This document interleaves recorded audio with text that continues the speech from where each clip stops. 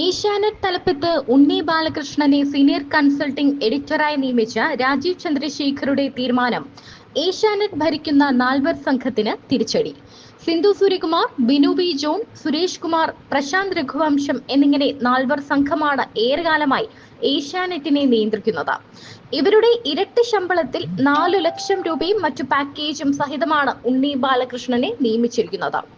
രാജീവ് ചന്ദ്രശേഖറുടെ അജണ്ടയ്ക്കനുസരിച്ച് ഏഷ്യാനെറ്റ് നയങ്ങളിൽ മാറ്റം വരുത്താമെന്ന ധാരണയിലാണ് ഉണ്ണി ഡീൽ ഉറപ്പിച്ചത്.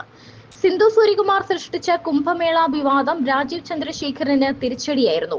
സിന്ധുവിന് കൂച്ചുവിലങ്ങിടുമെന്ന് RSSന് ഉറപ്പുകൊടുത്ത ശേഷമാണ് രാജീവ് BJP സംസ്ഥാന അധ്യക്ഷ പദമേറ്റത്. ഏഷ്യാനെറ്റ് ഓൺലൈൻ സ്റ്റാഫിനെ വെട്ടിക്കുറയ്ക്കാനുള്ള നീക്കം ചോർത്തി വാർത്തയാക്കിയ സിന്ധുവിന്റെ ചരടുവലി രാജീവിന് പാരയായി. ഏഷ്യാനെറ്റ് ഓൺലൈനിൽ നിന്ന് ആരെയും പിരിച്ചുവിടില്ലെന്ന് സ്ഥാപനത്തിന് പത്രക്കുറിപ്പ് ഇറക്കേണ്ടിയും വന്നു. സ്ഥാപനത്തിലെ നിയമനങ്ങളിലും സ്ഥലം മാറ്റത്തിലും നാൽവർ സംഘത്തിന്റെ താൽപര്യങ്ങളാണ് നിഴലിച്ചിരുന്നത്. നിയമന, സ്ഥലം മാറ്റ അധികാരങ്ങൾ ഇനി ഉണ്ണി ബാലകൃഷ്ണൻ ഏറ്റെടുക്കുന്നതോടെ ഏഷ്യാനെറ്റിന്റെ അലകും പിടിയും മാറും. സുഡാപ്പി അജണ്ടയുള്ളവരെ തെറിപ്പിക്കാനാണ് രാജീവിന്റെ നിർദ്ദേശം.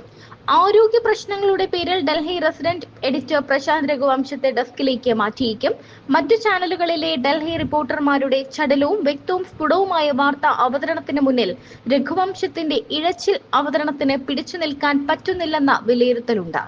ഉണ്ണിയുടെ ആധിപത്യവും നയങ്ങളും അംഗീകരിച്ച് ഏഷ്യാനെറ്റിൽ തുടരാൻ നാൽവർ സംഘർ തയ്യാറാകുമോ എന്ന് കണ്ടറിയണം.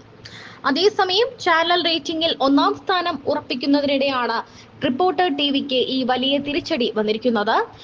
ഡിജിറ്റൽ വിഭാഗം മേധാവിയാണ് ഉണ്ണി ബാലകൃഷ്ണൻ. അദ്ദേഹത്തിന്റെ രാജിയാണ് 1-ാം സ്ഥാനത്തിന്റെ തിളക്കത്തിനിടയിൽ റിപ്പോർട്ടർ TVക്ക് തിരിച്ചടിയായിരിക്കുന്നത്.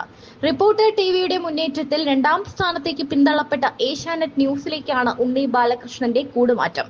എഡിറ്റോറിയൽ അഡ്വൈസറായിട്ടാണ് ഉണ്ണി ബാലകൃഷ്ണൻ തന്റെ മാതൃസ്ഥാപനമായ ഏഷ്യാനെറ്റ് ന്യൂസിലേക്ക് മടങ്ങുന്നത്.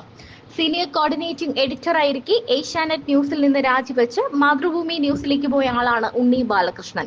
രാജിവെച്ചു പോയവരെ തിരിച്ചെടുക്കുന്ന പതിവ് ഏഷ്യാനെറ്റ് ന്യൂസിൽ അപൂർവമാണെങ്കിലും റിപ്പോർട്ടറിന്റെ മുന്നേറ്റത്തിന് തടയിടുക എന്ന ലക്ഷ്യത്തോടെയാണ് ഉണ്ണി ബാലകൃഷ്ണനെ എഡിറ്റോറിയൽ സ്ഥാനത്തേക്ക് പിന്നെയും കൊണ്ടുവന്നിരിക്കുന്നത്.